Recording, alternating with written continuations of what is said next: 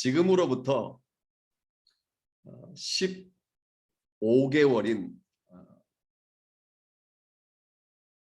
재작년 9월 달에 있었던 일입니다. 갑자기 왼쪽 어깨와 목이 너무 아팠습니다. 사실 제가 병원을 잘 다니지 않는 사람입니다. 뉴질랜드에서 18년 살다가 호주에 온 지 다시 돌아온 지가 10년이 됐지만 10년 동안 다쳐서 병원을 간 적은 있어도 아파서 병원에 간 적은 별로 없습니다. 그런데 그때 너무 통증이 심해서 견디다 못해 GP를 만났습니다. 그래서 소염제 처방을 받았지만 통증은 사라지지 않았습니다. 그래서 이번에는 침을 맞았습니다. 침을 3번이나 맞았지만 통증은 사라지지 않았습니다. 나중에는 GP에게 가서 사정을 했더니 스테로이드가 들어간 그 근육 주사를 놓아주니까 딱 하루 정도 통증이 사라졌지만 또다시 통증은 재발되었습니다. 면도하기에서 양치하기에서 왼손을 들지를 못할 정도로 아팠습니다.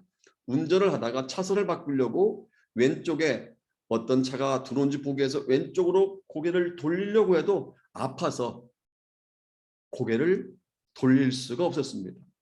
또한 침대에 누워 있으면 목과 어깨가 팔꿈치까지 전기가 오듯이 찌릿찌릿한 통증으로 인해서 거의 한 달 동안 잠을 자지 못했습니다. 너무 아프니까 나중에는 침대에 누워서 손을 들고 자다가 또 손이 아프면 내리고, 너무 통증이 심하면 손을 이렇게 하고 한 20-30분 자다가 또 깨고 20-30분 자다가 깨고 그랬습니다. 이 근육도 문제지만 뼈 마디마디에 문제가 있는 것을 알게 되었습니다. 처음에는 얘가 왜 그랬는지 도대체 이유와 원인을 알지 못했습니다. 너무 일을 많이 해서 그런가? 아니면 잠을 잘못 자서 담이 걸려서 그런가? 도대체 이유를 몰랐습니다. 나중에 제가 깨달은 것은 부끄러운 일인데 운동을 한다고 집에서 푸시업을 하다가 생겼다는 것을 알게 되었습니다. 사실 그 당시까지 제가 운동이 너무 부족했는데 어느 날 유튜브를 보다가 유튜브의 영상에서 하루에 자기는 1000번씩 푸시업을 하면서 건강을 유지하고 있다. 다른 것 하나 안 해도 푸시업 1000개를 매일 하니까 이렇게 건강해졌다라는 말을 듣고 그래, 나도 1000개는 못해도 아침 저녁으로 20개씩만 하자라고 생각을 하고 하루는 요가 매트를 깔고 푸시업을 하려고 딱 하면서 하나, 둘, 셋, 4개를 하는 순간에 어깨가 뻐지끈하다는 것을 느끼게 되었습니다.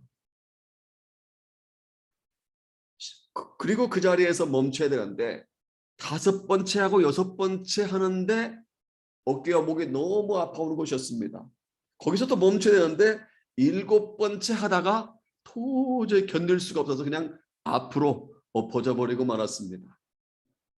그때 저의 인대에 문제가 생긴 것입니다. 부끄럽지요. 푸시업을 7번도 하지 못한 채 부상을 입은 것입니다. 제가 계속해서 부상 가운데서 어렵고 잠을 못 자고 고통 가운데 있다가 도저히 참을 수가 없어서 GP에 가서 나 울트라 사운드를 좀 받고 싶다. 도저히 침을 3번 맞고 근육 주사 맞고 소염제 먹어도 안 되고 어떻게도 안 된다. 이거 분명히 문제가 있는 것 같다.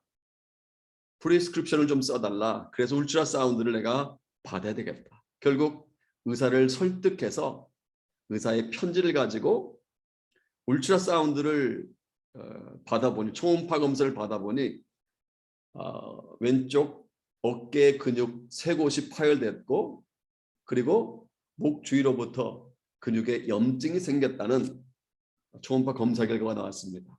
그래서 그 검사지를 가지고 피지오테라피 클리닉, 물리치료센터를 가게 되었습니다. 그래서 물리치료센터 가서 마사지를 받고 물리치료를 받고 나서 홍콩 20대 홍콩 출신 20대 여자 물리치료사가 이렇게 말하는 것이었습니다. 이 요가 밴드를 집으로 가져가셔서 어깨 너비로 벌린 다음에 30초를 카운트 하십시오. 그리고 하루에 5번씩 꼭 하셔야 됩니다. 집에 와서 요가 밴드를 가지고 하려는데 어깨 너비는커녕 30cm도 못 벌리는 것입니다. 아무리 해도 30cm가 안 벌려지는 거예요. 억지로 30cm 벌려서 10초 하는데 너무 힘들어요. 그래도 참고 30초를 하고 또 점심에 또 하고 이렇게 운동을 하고 다시 피지오테라피를 가서 치료받고 돌아와서 하고 한 3주를 했는데 그 여자 물리치료사가 개업을 한다고 그만두는 바람에 남자 한국 물리치료사를 만나게 되었습니다. 그 형제를 전도하게 제가 목사인 것을 말하고 여러 가지 상황을 얘기해서 열심히 치료를 받았습니다. 그랬더니 이번에는 목사님 집에 가셔서 이제까지 한 어깨 너비로 벌리는 요가 밴드로 어깨 너비로 벌리는 이 운동도 계속하지만 오늘부터는 한 가지를 추가해야 됩니다 하면서 파란색 요가 밴드 더 두꺼운 걸 주는 것이었습니다. 문고리에다 걸고 이거를 끌어당기는 훈련을 꼭 하시기를 바랍니다. 최소한 하루에 20개씩 3세트, 하루에 3세트를 꼭 하셔야 됩니다. 그래서 그 다음부터 집에 와서 어깨 너비로 벌리고 문고리에다 놓고 잡아다니는 훈련을 꼭 했습니다. 밥을 안 먹어도 그 운동은 계속 했습니다. 7주 동안 물리치료를 받으면서 운동을 했더니 상태가 많이 좋아져서 왼손으로 양치를 할 수가 있게 되었고 운전하면서 왼쪽으로 돌릴 수가 있게 되었습니다. 그리고 요즘에도 이미 15개월이 지났지만 요즘에도 밥을 안 먹어도 아침 저녁으로 하고 잡아다니는 훈련을 했더니 이제는 완전히 통증이 사라지고 치유되고 회복되어서 이제는 정상적인 상태가 되었습니다. 아마 이 자리에도 저와 같이 어렵게 고통을 당하고 통증 때문에 시달리다가 치유되고 회복된 분들이 계실 것입니다. 사고로 인해 다치거나 질병으로 인해서 오랫동안 고생을 하다가 치유되어서 회복된 경험이 있는 분들이 계실 것입니다. 여기 회복이라는 단어의 의미를 우리가 알아야 됩니다. 사전을 찾아보니까 이렇게 되어 있습니다. 회복이란 이전 상태로 돌이키거나 원래의 상태를 되찾는 것이라고 되어 있습니다. 이 말은 훌륭했던 정상적이었던 과거를 전제한 이야기입니다. 예를 들어 교통사고로 말미암아 허리를 다친 환자가 정상적인 활동을 할 수 있게 되면 건강이 회복되었다라고 말합니다. 또한 과거에 암 환자가 수술을 받은 후에 오랫동안 고생을 했는데 일정 기간 재발되지 않으면 건강이 회복되었다라고 말합니다. 그리고 과거와 달리 현재 좋지 못한 상태에 있다든지 질병 가운데 있다든지 여러 가지 고통 가운데 있는 사람이 있다면 그 사람을 향해서 당신은 집사님은 선생님은 회복되어야 된다라고 말합니다. 그리고 내가 회복을 위해서 기도해드리겠습니다라고 말합니다.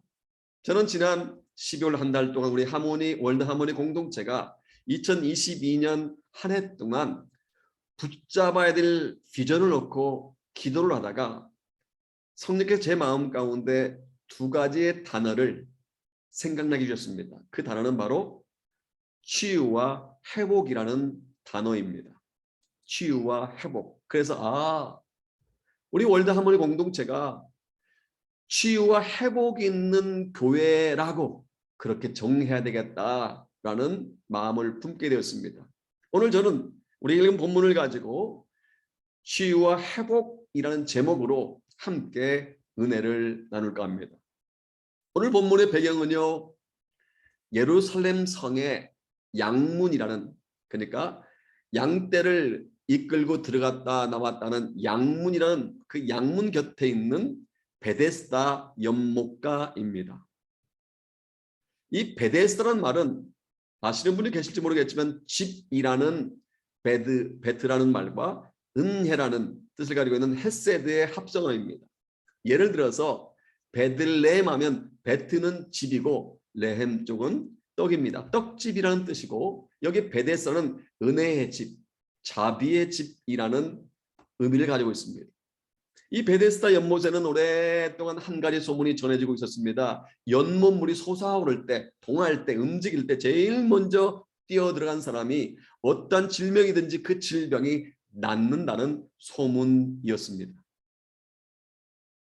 이것이 소문대로 치유되었는지 아니면 그저 전설에 불과했는지 알 수는 없습니다만 아무튼지 각종 질병에 걸린 사람들이 자신의 병을 고치려고 연못 주위로 몰려왔습니다. 그리고 연못물이 움직여서 솟아오르기를 기다리고 있었습니다.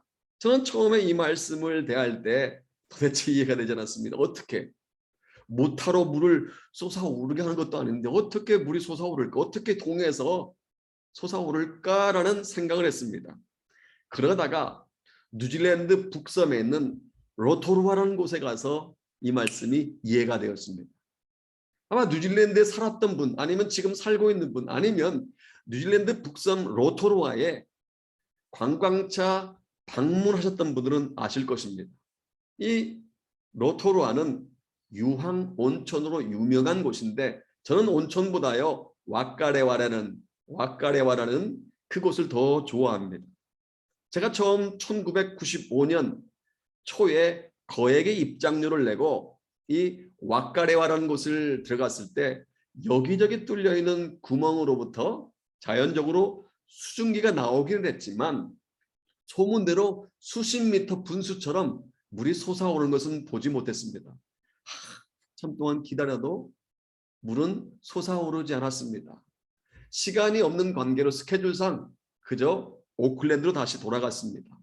그러다가 6개월 후에 두 번째 갔을 때는 비로소 약 20m 정도 높이 분수처럼 물줄기가 솟아오르는 것을 보았습니다. 수증기와 함께 높이 솟아오르는 물줄기가 얼마나 장관을 이루는지 모릅니다. 아마도 제 추측이지만 온천지대의 땅 밑에 흐르는 지하수가 지열에 의해서 압력이 높아지다가 최고조로 압력이 가해지면 그때 뚫린 구멍을 통해서 물이 펑 하고 분수처럼 솟아오르는 것 같습니다. 본문에 나오는 이 베데스다 연못이 바로 이와 같았던 것 같습니다. 언제 솟아오를지 아무도 모릅니다. 그러나 물이 솟아오를 때 가장 먼저 이 물속에 뛰어 들어가면 어떤 질병이라도 고치를 받을 수 있다는 소문 하나만을 믿고 수많은 병자들이 몰려왔습니다. 3절과 4절에 보면 이 연못가에 많은 병자, 맹인, 다리 저는 사람, 혈기 마른 사람들이 누워서 물이 솟아오르기만을 기다리고 있었습니다. 여기 말씀에 보면 행각이라는 단어가 있습니다. 연못가의 행각, 아마 우리로 말하면 멋진 연못 주위에 정자 같은 그러한 건물이었던 것 같습니다. 거기에서 수많은 사람들이, 환자들이 자신의 질병을 고치기 위해서 누워서 기다리고 있었던 것 같습니다.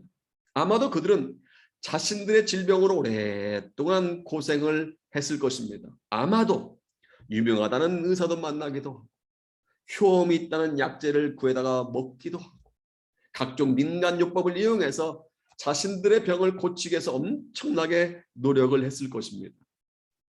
또한 그들이 처음 병에 걸렸을 때 가족들이나 친구들이나 여러 주위에 있는 사람들이 그들의 병을 고치기 위해서 노력도 하고 그들을 정성껏 돌보아 주었을 것입니다. 그런데요, 시간이 점점 흐르면 흐를수록 그들은 서서히 내팽개쳐졌을 것입니다. 긴 병에 효자가 없다는 말이 있지 않습니까? 아마도 가족들도 친구들도 남편도 아내도 더 이상 그들을 돌보지 않았을 것입니다. 그러다가 가장 먼저 물속에 뛰어들면 어떤 질병의 고침을 받는다는 소문을 듣고 그곳에 몰려왔을 것입니다. 아마도 스스로 움직일 수 없는 중증 환자들은 가족들의 도움, 친구들의 도움, 이웃들의 도움을 통해서 이곳에 실려왔을 것입니다. 그리고 나도 고침을 받으리라. 병을 치료한 후에 사람답게 살리라. 몸이 회복되면 나도 좀 인간답게 살겠다라는 기대를 품고 물이 솟아오르기만을 기다렸을 것입니다. 이곳은요, 그들에게 있어서 마지막 희망의 장소였습니다. 그런데 아이러니하게도 그 연못은 말로만 은혜의 집이었을 뿐 오히려 은혜가 사라진 연못이었습니다. 이름만 은혜의 집, 자비의 집이었을 뿐 세상에서 버려진 사람들이 모여 있는 곳이었습니다. 연못물이 높이 솟아오를 때 제일 먼저 뛰어들어가는 사람이 병을 고칠 수 있다고 하는데, 여러분, 누가 제일 먼저 그 물속에 뛰어들어갈 수 있을까요? 경증 환자가 먼저 들어갈 수 있을까요? 아니면 중증 환자가 먼저 뛰어들어갈 수 있을까요? 상식적으로 볼 때 중증 환자보다 경증 환자가 먼저 그 연못에 뛰어들어갈 수가 있습니다.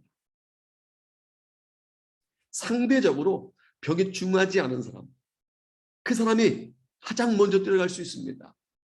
꼭 치료가 필요한 환자는 움직이지 못한 채 연못가에서 발만 동동 구르면서 안타까워하고 있을 때, 잘못 걸어가다가 발목이 삔 경증 환자나 얼굴에 난 여드름이나 피부병을 치료하기를 원하는 사람이 먼저 연못에 뛰어 들어갈 수가 있습니다. 그러다 보니 매번 연못물이 솟아오를 때마다 중증 환자들은 절망을 하게 되는 반면에 경증 환자는 뛰어들어서 병을 고쳤던 것 같습니다. 그 연못은 말로만 은혜의 집일 뿐, 말로만 자비의 집일 뿐, 오히려 그곳에는 낙심하고 좌절하고 절망한 사람들이 많이 있었다는 사실입니다. 오늘 본문 5절에 보면 오늘 말씀의 주인공이 등장합니다. 거기 38해 된 병자가 있더라. 이 사람은 무려 38년 동안 고생을 하고 있는 중증 환자였습니다. 아마도 추측컨대 그의 몰고는 말이 아니었을 것입니다. 가까이 갈 수 없을 정도로 고약한 냄새가 물씬 풍겼을 것입니다. 여러분 한번 상상해 보시기 바랍니다. 한두 달도 아니고 1, 2년도 아니고 20년도 아니라 무려 38년 동안 병으로 고생하고 있는 이 환자, 몰골이 어떻겠습니까? 상상이 되십니까? 10살 때 병들었다면 현재 그의 나이는 몇 살입니까? 48세입니다. 20세 병이 시작되었다면 그의 나이는 현재 58세입니다. 좀 야박한 말일 것처럼 들릴지 모르지만 목숨도 길지 죽지도 않았습니다. 그가 38년 동안 죽지 않았다는 것 또한 기적이라고도 말할 수가 있습니다. 아마 모르긴 몰라도 그가 이 베데스다 연못가에 누워 있으면서 옆에 같이 있다가 죽어간 사람들을 수도 없이 많이 보았을 것입니다. 그런 죽은 후 실려가는 환자를 보면서 또 하나 죽어가는구나. 나도 언젠가 저 사람처럼 죽겠지. 저 친구는 나하고 10년 동안 옆에서 말동무하면서 있었는데 나도 저 친구처럼 언젠가는 죽겠지. 라고 수도 없이 절망했을 것입니다. 또 갑자기 연못물이 솟아오를 때 가장 먼저 뛰어들어갔다가 자신의 병을 치료받고 회복된 후에 기쁘게 집으로 돌아가는 사람들을 보고 또한 절망했을 것입니다. 나도 저 사람처럼 치료받아야 되는데, 나도 회복된 후 사랑하는 아내, 사랑하는 남편을 만나서 인간답게 살아야 되는데, 나도 나름 멋지게 살 수 있을 텐데 라고 절망했을 것입니다. 1년에 한 차례만 절망했어도 모두 몇 차례 절망했을까요? 무려 38번 절망했을 것입니다. 1년에 2차례만 절망했어도 그는 모두 76번이나 절망했을 것이고, 한 달에 한 번씩 38년 동안 절망했어도 12 곱하기 38 하면 456번이나 절망했을 것입니다. 그는 수도 없이 그곳에서 절망했을 것입니다. 죽어 나가는 사람을 보고 절망하고, 병을 고치고 집에 돌아가는 사람을 보고 절망하고, 옆에서 함께 고통당하는 사람을 보고 절망했을 것입니다. 물론 처음에는 연못물이 솟아오를 때 나도 제일 먼저 뛰어들리라, 나도 치유되고 회복되리라 라는 기대와 소망이 있었을 것입니다. 그런데 1년이 지나고 2년, 3년, 5년, 10년, 20년이 지나면서 그러한 기대와 소망이 서서히 무너졌을 것입니다. 언제 나는 보장도 없고 완전히 치료받고 다시 집으로 돌아가는 기대도 서서히 사라졌을 것입니다. 그런데 어느 날 우리 주님께서 그곳에 찾아오셨습니다. 은혜의 주님께서 은혜의 집이라고 일컬어진 베데스다 연못가에 오신 것입니다. 그리고 아무런 소망도 없이 절망하고 있는 그에게 이해할 수 없는 한 가지 질문을 하십니다. 우리 다 같이 6절 말씀 같이 볼까요? 같이 읽겠습니다. 시작. 예수께서 그 누운 것을 보시고 병이 벌써 오래된 줄 아시고 이르시되 네가 낫고자 하느냐? 주님은요, 그가 누워있는 것을 보셨습니다. 그리고 오랫동안 병으로 고생하고 있는 중증 환자인 것을 아셨습니다. 그리고 이렇게 물으십니다. 네가 낫고자 하느냐? Do you want to get well? 너 치료받기 원하니? 여러분, 만약 여러분들이 38년 된 이 환자라고 한다면 이 질문을 받고 어떤 생각이 들까요? 주님으로부터 네가 낫고자 하느냐라고 한 이 말씀을 들었다면 여러분 어떤 생각이 들겠습니까? 제가 만약 38년 된 병자였다면 저는 이렇게 말했을 것입니다. 보면 모르십니까? 지금 이곳에 낫고 싶은 사람만 있지 낫고 싶지 않은 사람이 있겠습니까? 그런데 왜 쓸데없는 질문하십니까? 저는 지금 38년째 병으로 고통당하고 있습니다. 전 낫고 싶습니다. 저는 치료받고 회복되어 사랑하는 가족과 함께 행복하게 살고 싶습니다. 라고 저는 말할 것입니다. 근데 오늘 본문을 보면 38년 된 이 환자는 그렇게 반응하지 않았습니다. 소망을 잃어버린 채 38년 동안 맞이 못해 살아가던 이 병자는 주님으로부터 네가 낫고자 하느냐라는 질문을 받고 나서 화를 내거나 따지거나 또는 주님께 큰 소리 치지 않았습니다. 다 같이 7절 말씀 같이 보겠습니다. 시작. 병자가 대답하되 주여 물이 움직일 때에 나를 못에 넣어주는 사람이 없어 내가 가는 동안에 다른 사람이 먼저 내려가나이다. 아멘. 누워있던 그는 네가 낫고자 하느냐라는 질문하시는 주님을 바라보았던 것 같습니다. 그리고 자신의 처지를 말했던 것 같습니다. 자기에게는 도와줄 사람이 아무도 없다는 것입니다. 그래서 연못물이 솟아오를 때 자기는 들어가고 싶은데 다른 사람이 매번 먼저 뛰어들었다는 것입니다. 다시 말하면 주님의 질문처럼 자기는 낫고 싶다는 것입니다. 38년 동안 고치지 못하고 있는 병을 치유받고 회복되고 싶다는 것입니다. 그러자 주님께서는 즉시로 그에게 이렇게 말씀하십니다. 일어나 내 자리를 들고 걸어가라. 일어나 내 자리를 들고 걸어가라. 여러분, 이 주님의 말씀이 이해가 되십니까? 보통은요, 병을 고친 후에 일어나라. 그리고 네가 눕고 누워있던 그 매트를 들고 걸어가라라고 말씀하셔야 됩니다. 그런데 주님께서는 거꾸로 말씀하신 거예요. 여전히 몸이 아팠지만, 여전히 누워 있었지만, 여전히 중증 환자 상태로 있었지만 일어나는 것입니다. 이 상황에 처하면 보통은 두 가지 반응을 보일 것입니다. 말씀을 무시하고 그대로 누워있는 사람이 있는가 하면 말씀을 붙들고 믿음으로 일어나는 사람이 있을 것입니다. 오늘 본문에 보면 옆에 아무도 도와줄 사람이 없어 오랫동안 매트에 누워있던 그는 말씀을 붙들고 자리에서 일어난 줄로 믿습니다. 38년 된 병자는 믿음으로 치유의 역사를, 회복의 역사를 체험한 줄로 믿습니다. 치유받고 나서 일어난 게 아니에요. 치유받지 않았지만 일어나다 보니까 치유된 것입니다. 우리 다 같이 9절 말씀 같이 보겠습니다. 9절입니다. 시작. 그 사람이 곧 나아서 자리를 들고 걸어가니라. 이날은 안식일이니라. 그 사람이 곧 나았습니다. 여기 곧이라는 단어가 중요합니다.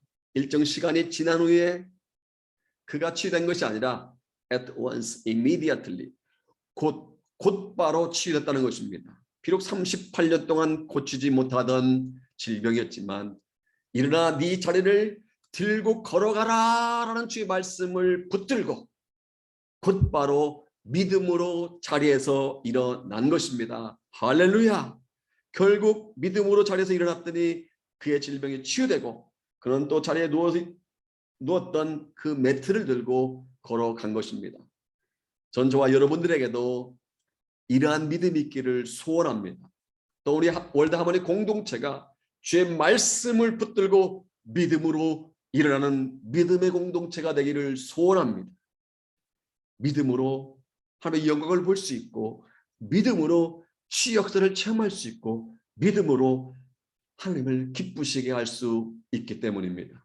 오늘 본문에 등장하는 38년 된 병자는 믿음으로 일어나 누워있던 매트를 들고 걸어갔습니다. 근데 문제는요, 이날이 안식일이었다는 것입니다. 바리새인들과 서기관들은, 유대인들은 그가 안식일에 일어나 매트를 들고 가는 것을 보고 그것은 옳지 않다라고 말합니다. 원래 안식일은요, 10계명 중에 네 번째 계명인 안식일을 거룩하게 지키라라는 이 계명이 나옵니다. 바리새인은 이 안식일을 잘 지키기에 나름대로 구체적인 규칙을 정해놨습니다. 그 규칙에 의하면 안식일에 나가 밭에서 일하는 것이 금지되었습니다. 집안에서 빵도 구워서는 안 됩니다. 불도 피워서는 안 되고요. 망치질도 해서는 안 됩니다. 어떤 물건이든지 던져서도 안 되고요. 하다못해 2글자 이상의 글을 쓰거나 지워서도 안 됩니다. 머리에 쓰는 두건이나 발에 신는 샌들이나 허리에 매는 벨트도 매듭은 풀 수 있는데 두 손으로 하면 안 되고 한 손으로만 매듭을 풀어야 합니다. 이것이 그들이 그냥 지켜놓은 규칙입니다. 안식일에 하지 말아야 할 규칙이 얼마나 많은지 총 324개나 됐다고 합니다. 그리고 이 규칙을 지키지 않는 사람들을 향해서 마구 종죄를 일삼았습니다. 하지만 마가복음 2장 27절에 보면 주님은 매우 중요한 말씀을 하셨습니다. 하나님께서는 당신의 백성들을 위하여 안식일을 정해주셨다는 것입니다. 사람이 안식일을 위하여 있는 것이 아니라 안식일이 사람을 위하여 존재한다고 말씀했습니다.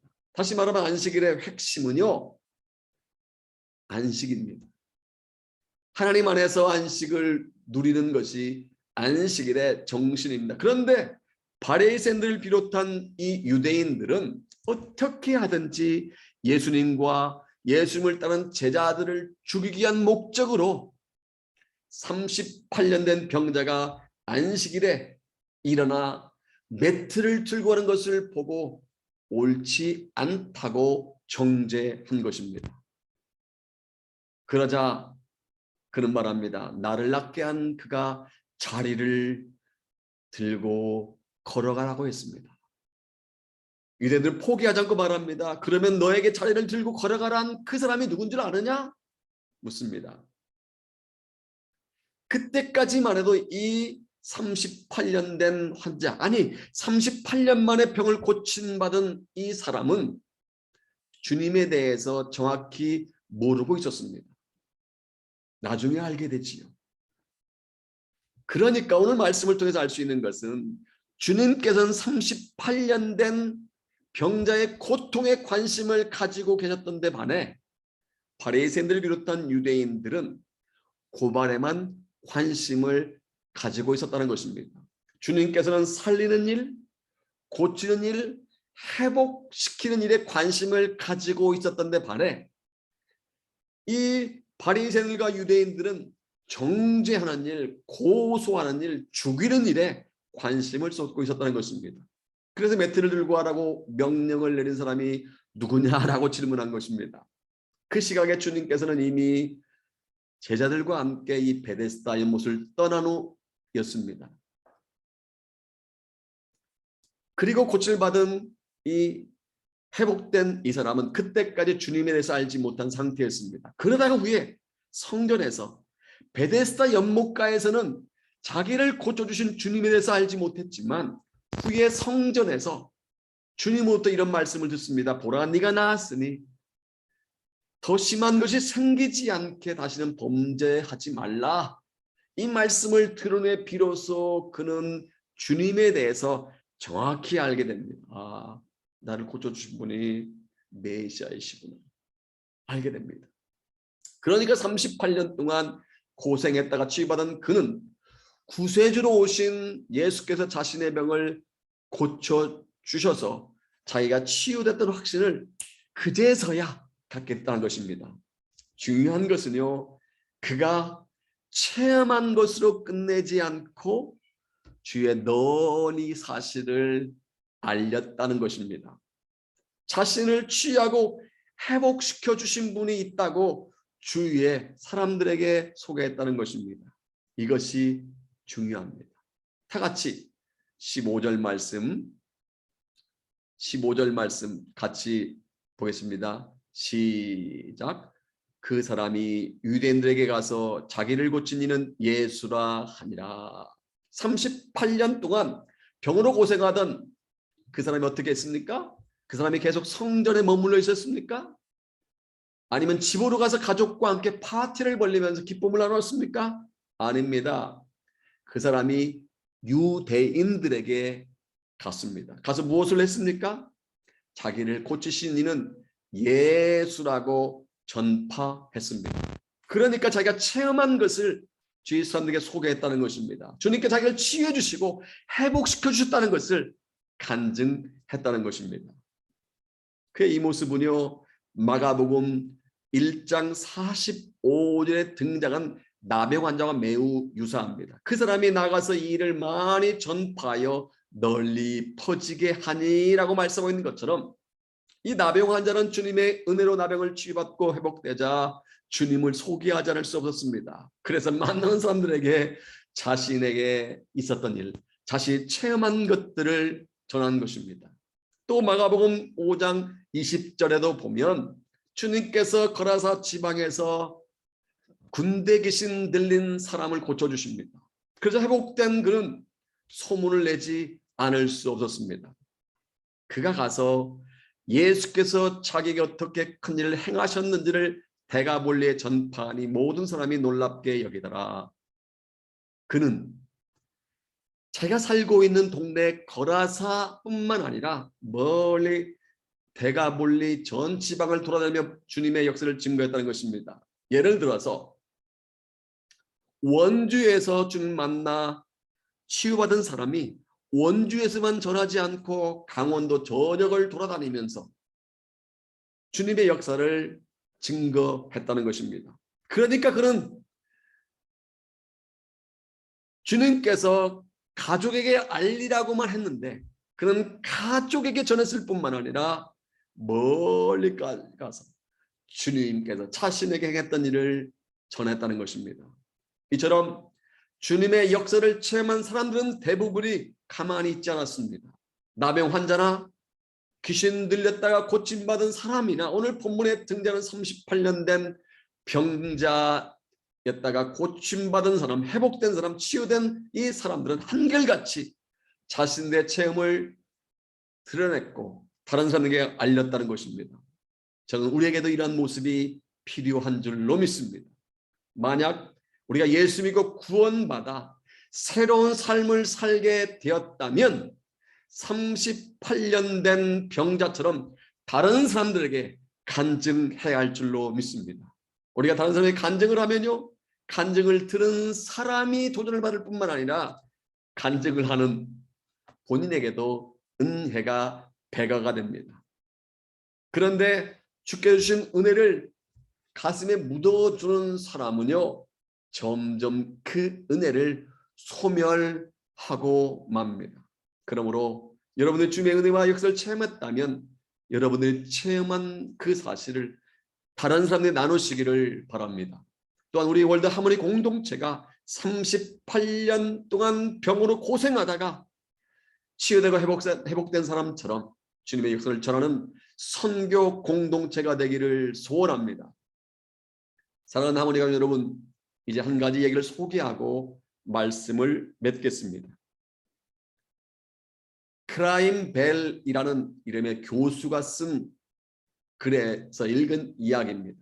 어떤 동네에 호수가 하나 있었습니다. 그런데요, 가끔 이 호수에서 뱃놀이를 하다가 빠져 죽기도 하고 수영을 하다가 수영 미숙으로 인명사고가 종종 발생하였습니다. 그래서 동네 사람들이 모여서 회의를 합니다.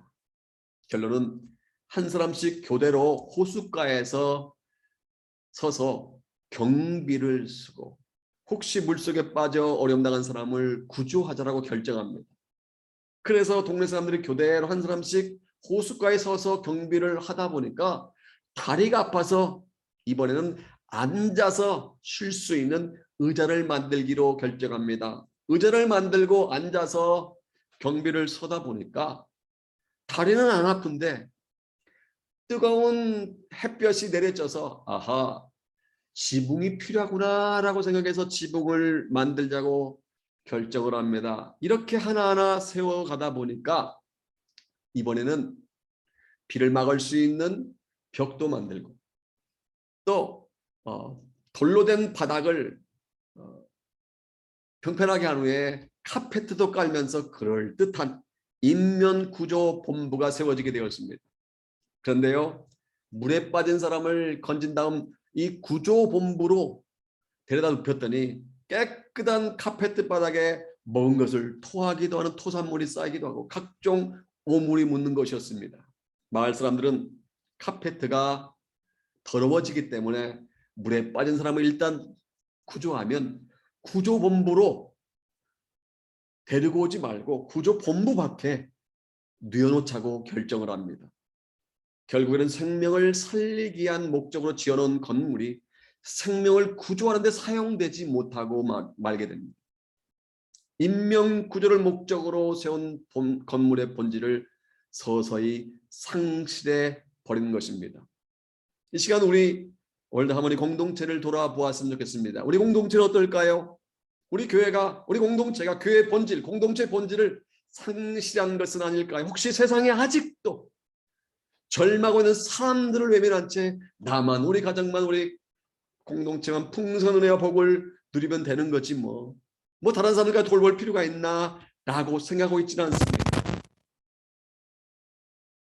그러나 오늘 본문은 치유되고 회복된 사람과 교회의 의무에 대해서 말씀하고 있습니다.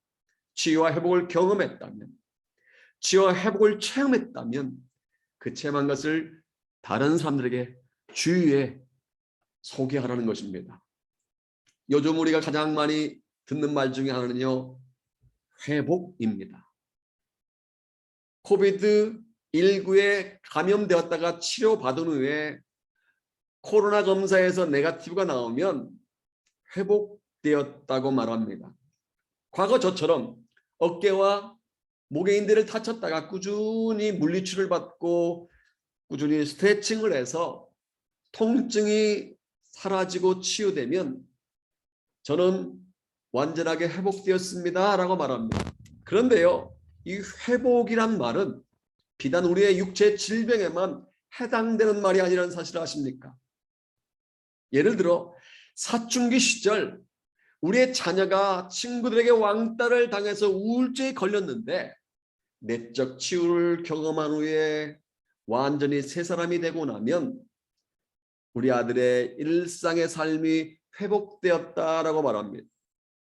25년 전 IMF 사태로 말미암아 힘들게 일구었던 사업이 완전히 망했지만 우연하게 개발해 놓은 PCR 검사 키트가 코로나 팬데믹 상황에서 대박을 맞으면 망했던 우리 사업이 회복되었습니다 라고 말합니다.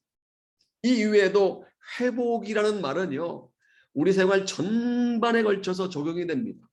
요즘 교사와 학생은 지식 전달자와 지식 전수자의 관계로 변질되어 버렸는데 무너진 사제 관계가 회복되어야 됩니다.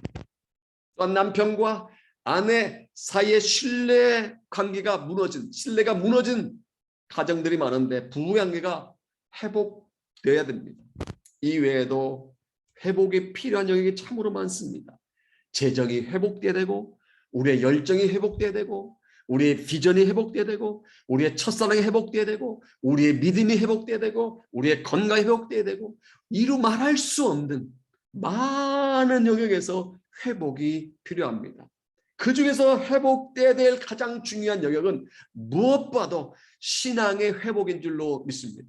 주님을 떠난 후 신앙생활을 쉬고 있던 분이 다시 주님께 돌아와서 신앙생활을 재개하면 우리는 그 사람을 향해서 저분 믿음이 회복되었어요 라고 말합니다. 따라서 그 무엇보다도 무너진 신앙의 회복이 가장 필요한 줄로 믿습니다. 코로나 팬데믹으로 말미암아 어려워진 사업장이 회복돼야 되고, 환경으로 말미암아 식어진 우리의 열정이 회복돼야 되고, 어느 장벽으로 인해 사라진 이민의 꿈이 회복돼야 되고, 깨어진 부부관계가 회복되는 등 회복돼야 할 것이 많이 있습니다. 그 중에서도 우리의 신앙, 우리의 믿음이 회복될 줄로 믿습니다.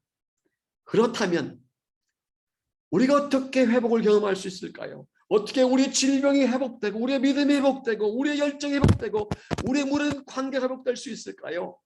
그 질문은 답을 시편 147편 2절과 3절에서 해주고 있습니다. 이 말씀이 우리 2022년 한 해 동안 우리 공동체가 붙잡아야 될 주제의 성구입니다. 이 말씀을 꼭 우리가 할 수 있으면 암송도 하고, 할 수 있으면 계속해서 묵상했으면 좋겠습니다.